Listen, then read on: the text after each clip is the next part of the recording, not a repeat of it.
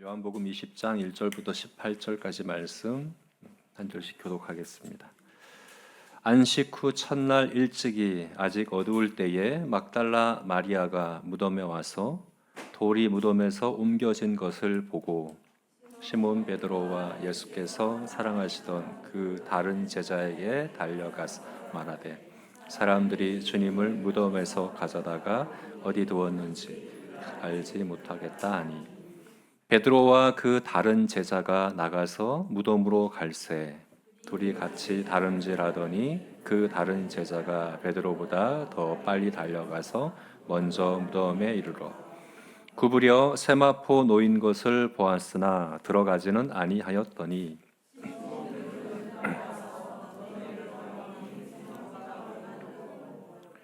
또 머리를 쌌던 수건은 세마포와 함께 놓이지 않고 딴 곳에 쌌던 대로 놓여 있더라. 그때야 무덤에 먼저 갔던 그 다른 제자도 들어가서 보고 믿더라. 그들은 성경에 그가 죽은 자 가운데서 다시 살아나야 하리라 하신 말씀을 아직 알지 못하더라. 마리아는 무덤 밖에 서서 울고 있더니 울면서 구부려 무덤 안을 들여다 보니 흰옷 입은 두 천사가 예수의 시체에 뉘었던 곳에 하나는 머리 하나는 발편에 앉았더니 천사들이 이르되 여자여 어찌하여 우느냐 이르되 사람들이 내 주님을 옮겨다가 어디 두었는지 내가 알지 못함이니이다. 이 말을 하고 뒤로 돌이켜 예수께서 서 계신 것을 보았으나 줄 알지 못하더라. 예수께서 이르시되 여자여 어찌하여 울며 누구를 찾느냐 하시니 마리아는 그가 동산지기인 줄 알고 이르되 주여 당신이 옮겼거든 어디 두었는지 내게 이르소서 그리하면 내가 가져가리이다. 예수께서 마리아야 하시거늘 마리아가 돌이켜 히브리 말로 라보니 하니 이는 선생님이라는 말이라. 예수께서 이르시되 나를 붙들지 말라 내가 아직 아버지께로 올라가지 아니하였노라. 너는 내 형제들에게 가서 이르되 내가 내 아버지 곧 너희 아버지 내 하나님 곧 너희 하나님께로 올라간다 하라 하시니 막달라 마리아가 가서 또 주께서 자기에게 이렇게 말씀하셨다 이르니라. 아멘. 자, 오늘 우리가 나눈 말씀은 부활하신 예수님께서 처음으로 누군가를 만나신 장면입니다. 예수님이 부활하신 이후, 그러니까 부활 전과 비교해서 가장 크게 달라진 것이 있다면 뭘까요? 그것은 아무나 안 만나신 거예요. 부활 전에는 예수님이 대중을 만나셨어요. 그죠? 아무나 예수님께 찾아 만날 수 있었고 또 많은 무리를 상대로 가르치시고 고치시고 하셨어요. 그러나 부활하신 이후에 예수님은 자기 백성만 만나셨습니다. 자기 양만 만나셨어요. 예수님께서 이제 요한복음 10장에서 말씀하신 것처럼 목자는 자기 양을 알고 양은 목자의 음성을 알아서 그 음성을 듣고 따라간다라고 말씀했는데 정말 그렇습니다. 정말 실험해 보면 그렇대요. 양이 목자의 음성을 안다고 해요. 그래서 실제로 밤에 목자들이 여러 무리의 양들을 한꺼번에 이렇게 돌본다고 합니다. 한꺼번에 모아서 돌보는데 우리가 볼 때는 다 그 양이 그 양 같은데 목자들은 자기 양을 정확히 안다고 합니다.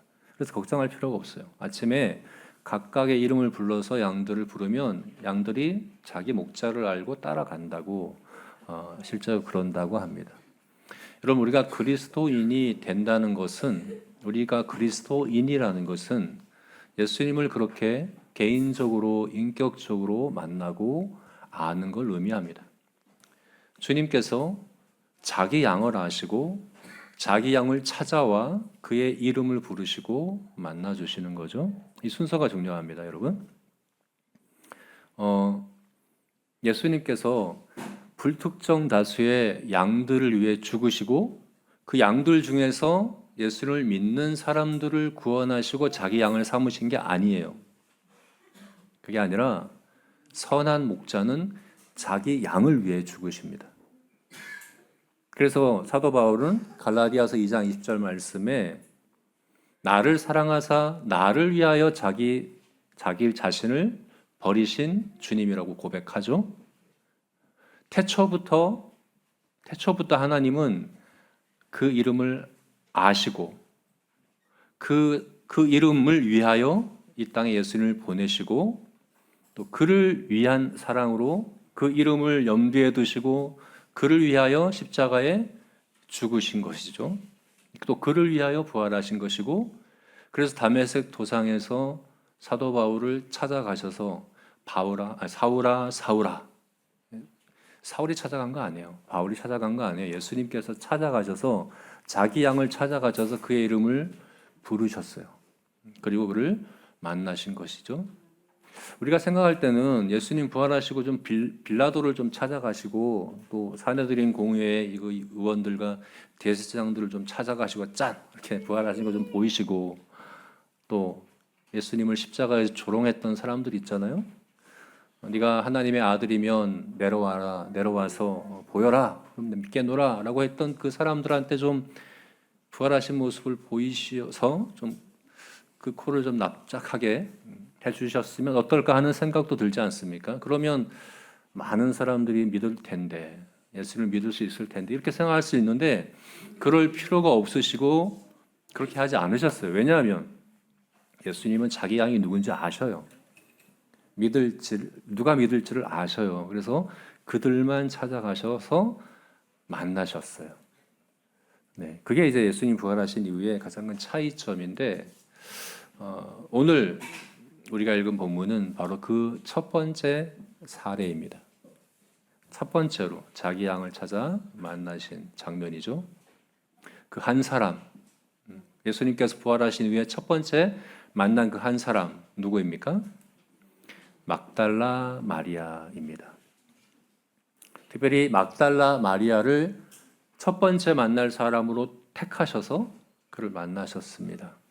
제가 이렇게 특별히 택해서 만나셨다라고 말씀하는 이유는 사실 다른 사람들을 만날 수도 있었습니다. 우리 2절 말씀 보게 되면 베드로도 있었고요.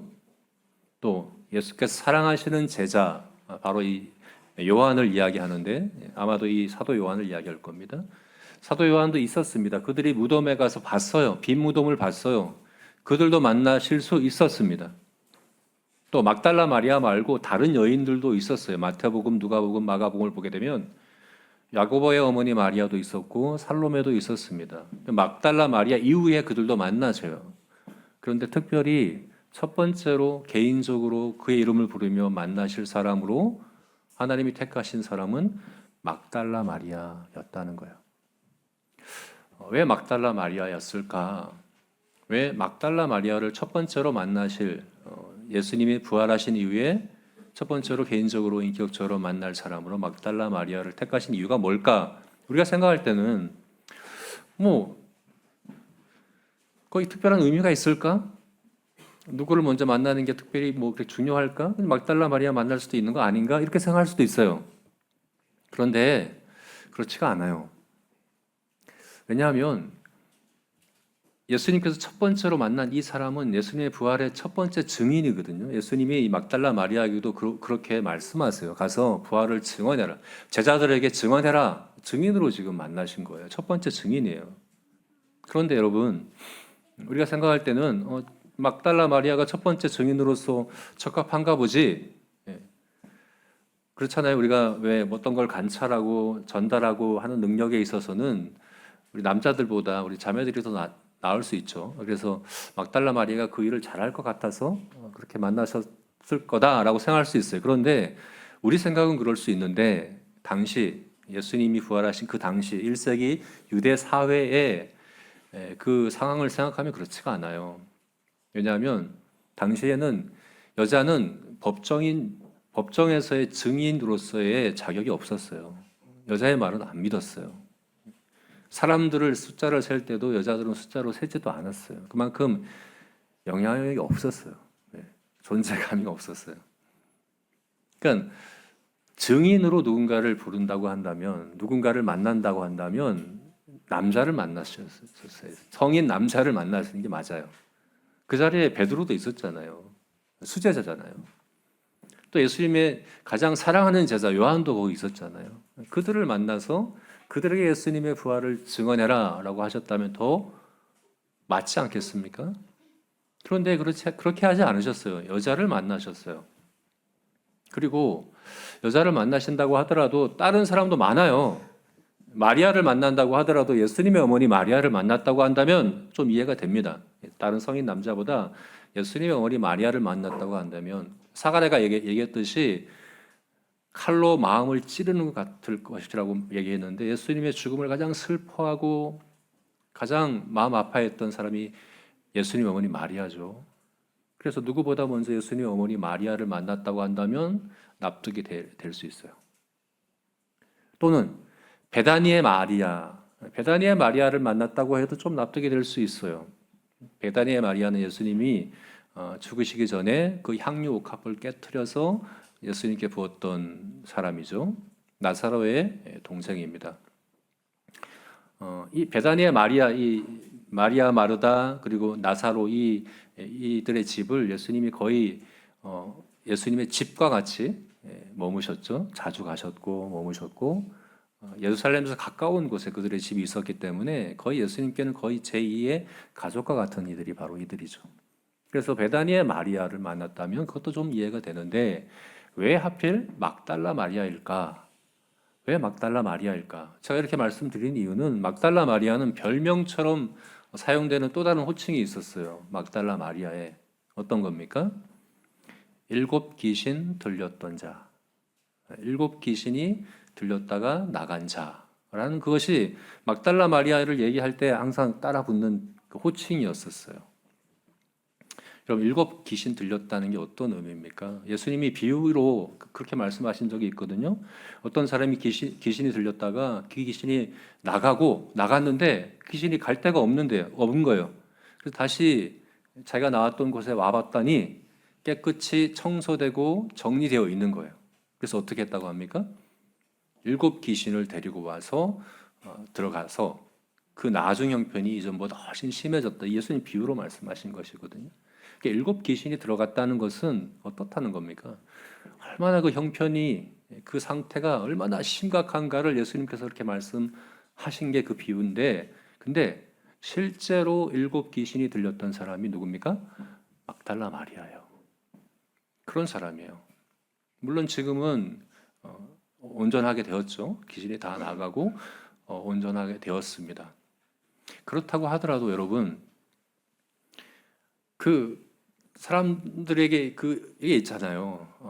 어떤 예수님이 부활하셨다는 이 소식이 얼마나 믿기 어려운 소식인가 하면 사실 예수님이 여러 번 말씀하셨거든요. 부활하실 것에 대해서 다 알아요. 심지어 그 대제사장들, 예수님의 원수들도 이미 다 알고 있어요. 그래서 무덤에다 봉인을 하고 경비를 세우고 한 게 부활한다는 걸 예수님이 말씀하신 걸 알고 있었기 때문에 그랬거든요. 근데 아무도 안 믿었어요. 예수님 부활하신다는 거 아무도 안 믿었어요. 막달라 마리아도 안 믿었어요. 돌이 옮겨져 있는 걸 보고 뭐라고 그랬습니까? 부활하셨나? 이렇게 생각 안 했어요. 누군가 훔쳐갔다고 생각했어요. 예수님이 실제로 훔쳐갔다. 제자들도 안 믿었어요. 예수님이 직접 이야기해도 믿기 어려운 이야기인 건데 정말 믿기 어려운 소식이 부활의 이 소식인데 근데 가장 믿기 어려운 사람의 말을 통해 전하게 하셨다는 거죠. 가장 믿기 어려운 사람이 막달라 마리아 아닙니까? 지금은 온전하다고 하더라도 예수님이 돌아가신 것에 너무 큰 충격을 받아서 정신이 좀 다시 이상해졌나? 이렇게 생각할 수도 있는 거 아닙니까? 색안경을 끼고 볼 만한 인물 아닙니까?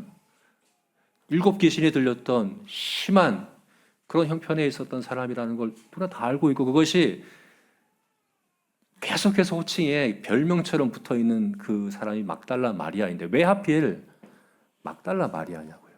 다른 사람도 많은데 왜 하필 막달라 마리아를 첫 번째로 만나셔서 그를 부활의 증인으로 보내셨을까?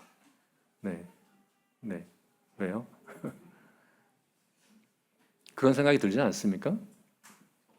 그래서 왜 그럴까? 가장 부적합한 사람인 것 같은데, 근데 여러분, 가장 적합한 사람이 막달라 마리아라고 하나님은 생각하신 거예요. 하나님의 생각은 우리의 생각과 다릅니다. 하나님은 부활의 증인으로 가장 적합한 사람은 막달라 마리아라고 보신 거예요. 왜 그럴까요? 앞에서 말씀드렸듯이 부활하신 주님은 자기 성도, 자기 양을 찾아가 만나십니다. 인격적으로, 개인적으로 그들의 이름을 불러 그들을 만나십니다. 우리도 그래야 합니다. 그때 가장 적합한 처지, 마음, 태도를 바로 이 막달라 마리아가 보여주고 있기 때문에 그래요. 막달라 마리아의 처지가, 형편이, 막달라 마리아의 그 마음이, 그리고 막달라 마리아의 그 태도가 지금 오늘 부활주의를 맞아서 부활하신 그 예수님과의 인격적인 관계, 주님이 내 안에, 내가 주님 안에 거하는, 내가 너희를 고아와 같이 버려두지 아니하고 세상 끝날까지 너희와 함께 하겠다고 하는 그 예수님, 부활하신 그 예수님을 인격적으로 만나고 동행하고 또 누리기를 원하는 우리들에게 필요한 그 태도, 그 마음, 그 처지가 있다고 한다면 막달라 마리아를 보면 된다는 거예요. 그래서 그 세 가지를 함께 좀 자세히 생각해 봅시다. 첫 번째는 막달라 마리아의 처지, 형편입니다. 여러분, 우리는 부활절 하면 무엇이 떠오릅니까? 가장 많이 떠오르는 게 부활절 계란이죠, 그죠? 부활절 하면 계란이 떠오르고, 또 요즘은 많이 하지는 않는데 칸타타, 부활절 칸타타 이런 것도 하고, 또 어떤 게 떠오르세요? 부활절 하면 떠오르는 이미지들이 어떤 게 있습니까? 여러 가지 있을 수 있죠. 근데 우리 하나님께서 부활절 하면 떠오르는 이미지로 우리에게 주신 것은 뭐냐면 막달라 마리아예요. 막달라 마리아. 왜 그럴까요? 막달라 마리아의 형편과 처지만큼 부활절의 의미를 우리에게 잘 가르쳐 주는 게 없어요. 로마서 6장 말씀 함께 봅시다. 로마서 6장 말씀 보게 되면 예수님의 부활의 의미를 잘 말씀해 주고 있습니다. 로마서 6장 5절부터 11절까지 제가 읽겠습니다. 만일 우리가 그의 죽으심과 같은 모양으로 연합한 자가 되었으면 또한 그의 부활과 같은 모양으로 연합한 자가 되리라. 우리가 알거니와 우리의 옛사람이 예수와 함께 십자가에 못 박힌 것은 죄의 몸이 죽어 다시는 우리가 죄에게 종노릇하지 아니하려 함이니 이는 죽은 자가 죄에서 벗어나 의롭다 하심을 얻었습니다.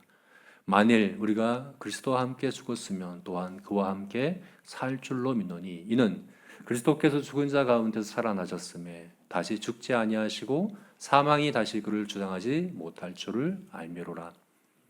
그가 죽으심은 죄에 대하여 단번에 죽으시며 그가 살아계심은 하나님께 대하여 살아계심이니 이와 같이 너희도 자기 자신을 죄에 대하여 죽은 자요 그리스도 예수 안에서 하나님께 대하여 살아있는 자로 여길지니라.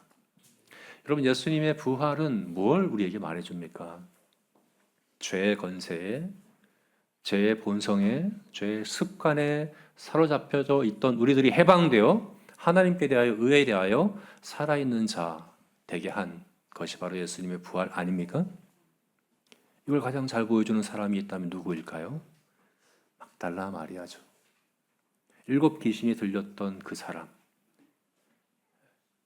형편없었던 정말 심각했던 예전의 그 상태에서 회복되어져서 해방되어져서 예수님을 만남으로, 다른 것 때문이 아니라 예수님을 만남으로 그 7 귀신에서 해방되어진 이 막달라 마리아의 처지, 그 형편만큼 부활절 의미를 분명하게 보여주는 것이 어디 있겠습니까?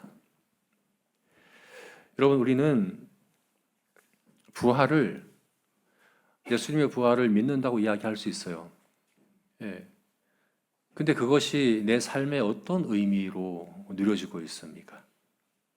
우리가 뉴스에서 여러 가지 소식들 들고 있어요. 요즘 뉴스를 보게 되면 이란의 전쟁 소식도 있고 또 지방선거와 관련된 뉴스들도 있고 우리가 다 그 뉴스들을 다 믿어요. 그게 가짜라고 거짓말이라고 생각하지 않죠. 근데 그것 때문에 내 삶이 어떻게, 물론 기름값이 좀 오르고 또 우리 성한 형제 같은 경우는 이제 중동에 무역을 하니까 좀 더 이제 피부로 와닿을 수도 있고 또 그럴 수 있어요. 근데 대부분 우리는 뭐 그런가 보다. 그것 때문에 내 삶이 크게 뭐 바뀌고 변하고 그런 건 아니잖아요, 그죠? 그걸 사실로 믿지만 실제로 내 삶이 크게 변하지 않은 것 같은 뉴스처럼 예수님 부활하셨어. 그래, 믿어.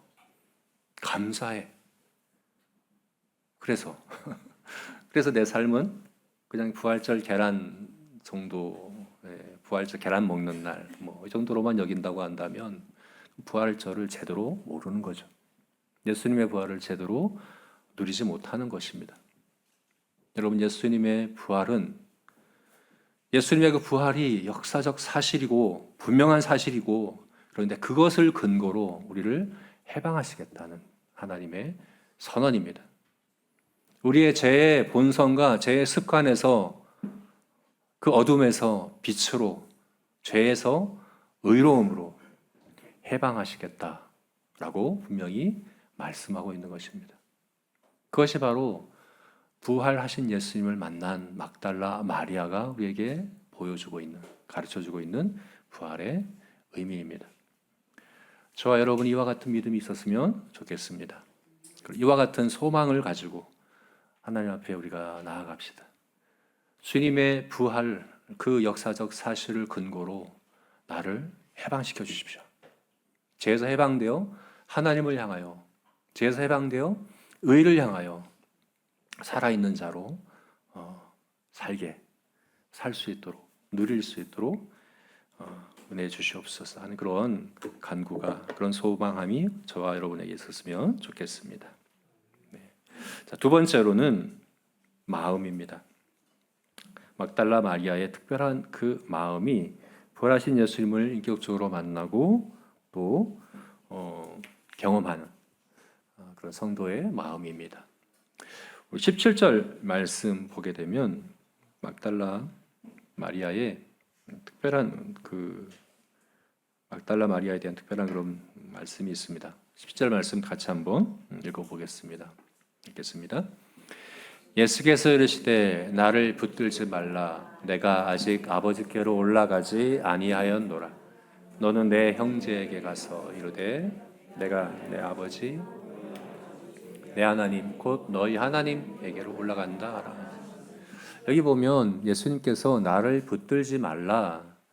내가 아직 아버지께로 올라가지 아니하였다라고 막달라 마리아에게 지금 말씀하세요. 이게 무슨 의미일까요? 왜?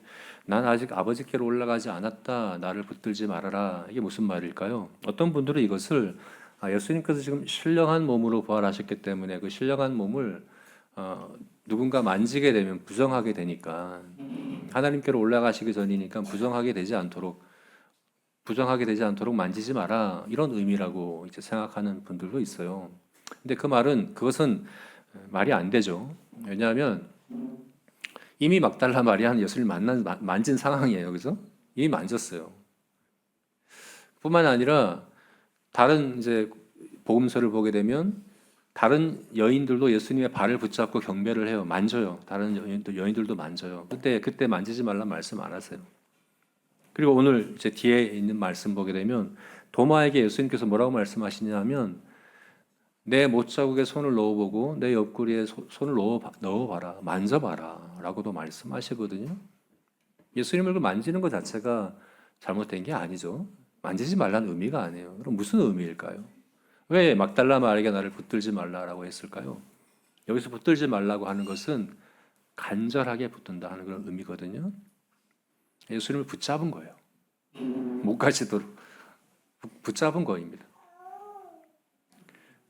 네.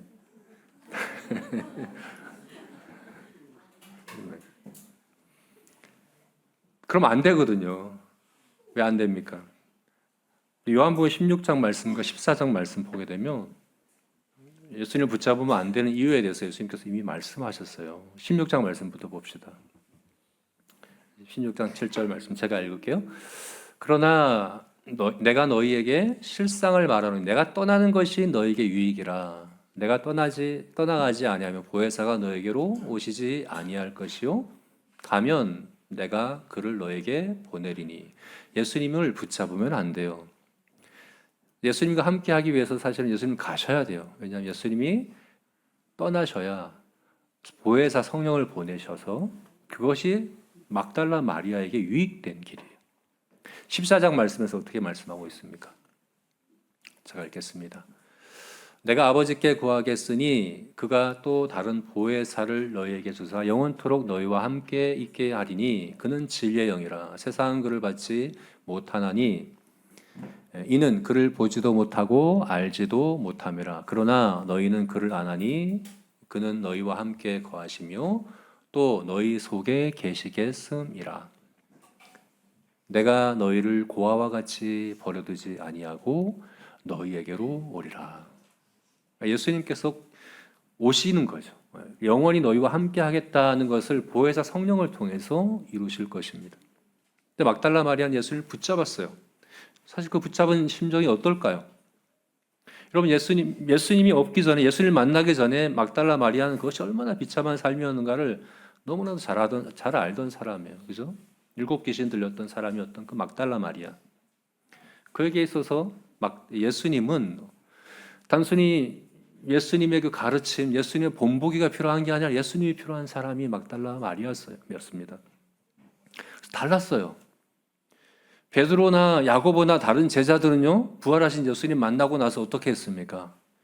21장을 가게 되면 고기잡이하러 갔어요. 예수님 부활하신 거 감사하죠. 기쁘죠. 근데 잠시 기쁘고 감사하고 말았어요. 그냥 다시 자기 삶으로 돌아갔어요. 물론 나중에는 바뀌죠. 나중에는 정말 예수님이 그들이 예수님 안에 거하는 연합과 교통을 누리며 살아가게 되는 것으로 바뀌지만 지금은 아니에요. 근데 지금은 제자들마저도 그렇지 못했어요. 예수님의 가르침, 예수님의 본보기, 그리고 예수님이 부활하셨다는 사실, 그냥 감사하고 기뻐하고 그 정도였었어요. 근데 막달라 마리아에게는 예수님의 가르침이 필요한 게 아니라 예수님이 필요했어요. 예수님의 그 본보기가 필요한 게 아니라 예수님이 필요했어요. 그래서 예수님을 붙잡은 거예요. 여러분, 부활주일에 예수님께서 첫 번째로 만난 사람이 막달라 마리아라는 사실이 우리에게 가르쳐주고 있는 중요한 사실이 무엇입니까? 바로 우리에게 필요한 것은 예수님과의 인격적인 연합, 교통이라는 그 사실입니다. 막달라 마리아는 그 마음을 우리에게 가르쳐주고 있습니다. 단순히 예수님의 부활을 아는 것, 이것만도 사실 대단한 거예요. 제자들은 빈 무덤을 보고서도 못 믿었는데 우리 믿고 있잖아요. 이것만으로도 대단한 겁니다. 정말 귀한 겁니다. 그러나 거기에 머물면 안 됩니다. 부활하신 예수님이 부활 이전과 달라진 점은 자기 백성, 자기 양을 개인적으로, 인격적으로 찾아와 만나시고 그들에게 음성으로 그들의 이름을 부르시며 그들을 인도하시고 동행하십니다. 우리에게 무엇보다 귀한 것은 주님과의 그와 같은 인격적인 관계입니다. 만남입니다. 우리 안에 내주하시고 우리와 함께 하시고 우리에게 말씀하시는, 각자의 이름을 부르시면서 진규야, 나는 너의 선한 목자다. 내가 너를 위하여 죽었고 부활했다. 내가 너와 영원히 함께 하겠다 하시는 그와 같은 음성을 들으시기를 간절히 소원하는 그런 마음이 막달라 마리아에게 있었고 저 여러분에게 있게 되기를 주의 이름으로 축원합니다. 마지막 세 번째로는 우리가 배워야 될 막달라 마리아의 태도입니다. 어떤 태도일까요? 바로 순종하는 태도입니다. 18절 말씀 보게 되면 막달라 마리아는 순종했습니다. 18절 볼까요? 막달라 마리아가 가서 제자들에게 내가 주를 보았다 하고 또 주께서 자기에게 이렇게 말씀하셨다 이러니라. 막달라 마리아는 예수님의 말씀 명령대로 가서 순종해서 증언했습니다. 예수님 부활하셨다 증언했습니다. 믿었을까요? 제자들이 믿었을까요? 안 믿었습니다. 마가복음 16장 말씀 볼까요? 마가복음 16장을 보게 되면 잘 나와 있어요. 제가 읽겠습니다. 예수께서 안식 후 첫날 이른 아침에 살아나신 후 전에 7귀신을 쫓아내어 주신 막달라 마리아에게 먼저 보이시니 마리아가 가서 예수와 함께 있던 사람들이 슬퍼하고 울고 있는 중에 이 일을 알림해 그들은 예수께서 살아나셨다는 것과 마리아에게서 보이셨다는 것을 듣고도 어떻게 했다고요? 믿지 아니하니라. 안 믿었어요. 그럼 이사야서를 보게 되면 하나님께서 이사야를 부르실 때 누가 나를 위하여 갈고 누가 나를 위하여 갈고 할 때 이사야가 제가 가겠습니다. 저를 보내주십시오라고 하죠. 그때 하나님께서 이사야에게 뭐라고 말씀하시냐면 네가 가서 전할 때 그들이 듣기는 들어도 깨닫지 못하고 보기는 보아도 알지 못할 것이다. 네가 할 일은 그들에게 전해서 사실 그들이 믿지 못하게 하는 것이 네가 할 일이다라고 얘기했거든요. 사실 우리가 복음을 전할 때 즉각적으로 효과가 나타나고 열매가 나타나고 하면 얼마나 좋겠습니까? 이 복음이 정말 능력이라면, 그죠? 이 복음이 정말 생명이라면 그것이 전하자마자 정말 거듭나고 구원받고 변화되고 하는 일들이 있었으면 얼마나 좋겠습니까? 근데 안 믿는 거죠. 즉각 열매가 나타나지 않는 거죠. 이사야가 그랬던 것처럼, 그리고 막달라 마리아가 그랬던 것처럼 당장은 그래요. 그러나 결국은 하나님의 때에 그 열매와 결과가 나타나게 되겠죠. 근데 보십시오. 막달라 마리아의 그 심정이 어땠을까 한번 생각해 보세요. 자신도 알아요. 자기 자신을 어떻게 보는지. 믿는 제자들도 마저도 색안경을 끼고 보는데 7귀신 들렸던 여자, 7귀신 들렸다가 나갔던 사람, 가장 믿을지 못할 사람으로 다 나를 생각할 텐데 왜 나를 보내실까? 다른 사람 보내시지. 더 영향력 있고 더 신뢰감이 있는 사람을 보내시면 좋으실 때 왜 나를 보내시지 하는 그런 마음이 들지 않겠습니까? 근데 여러분, 복음의 능력은 우리가 가진 어떤 인격, 내 능력, 내 실력, 내 자격 이런 것에 있는 게 아니에요. 복음의 능력은 순종함에 있습니다. 우리가 할 건 순종하는 것밖에 없어요. 부활하신 주님 자신이 능력입니다. 그래서 첫 번째 증인으로 택하신 사람이 막달라 마리아입니다. 우리는 순종함에 있어서 나는 자격이 안 돼요. 나는 능력이 안 돼요. 내가 말한다고 누가 믿겠어요? 라고 핑계할 수 있습니다. 그러나 우리에게 필요한 것은 단 하나입니다. 순종입니다. 그렇죠? 그게 막달라 마리아를 통해서 우리에게 보여주는 것 아니겠습니까? 복음의 능력은 복음 자체 안에 있는 하나님의 능력과 생명으로 인한 것입니다. 우리가 복음을 전해서 어떤 열매가 나타난다면 그건 내 실력 때문이 아닙니다. 내 능력 때문이 아닙니다. 나의 미련함에도 불구하고 오히려 나의 미련함 때문에 오히려 하나님의 지혜와 능력을 나타내시기를 기뻐하시는 하나님이 나의 순종을 사용하시는 것임을 기억하셨으면 좋겠습니다. 저와 여러분이 그와 같은 순종의 사람들이 되기를 이 시간 오늘 이 부활 주일에 함께 다짐하고 또 결단했으면 좋겠습니다. 네, 말씀을 맺겠습니다. 오늘 부활 주일 첫 번째 부활 주일에 그 부활의 첫 번째 증인으로 예수님 만나신 사람은 막달라 마리아입니다. 저와 여러분이 더도 말고 덜도 말고 막달라 마리아와 같은 형편, 막달라 마리아와 같은 마음, 막달라 마리아와 같은 태도로 우리 부활하신 주님의 증인되는 그런 우리 모든 제자교회 성도 되시기를 주님의 이름으로 축원합니다. 아멘. 우리 같이 기도하시겠습니다.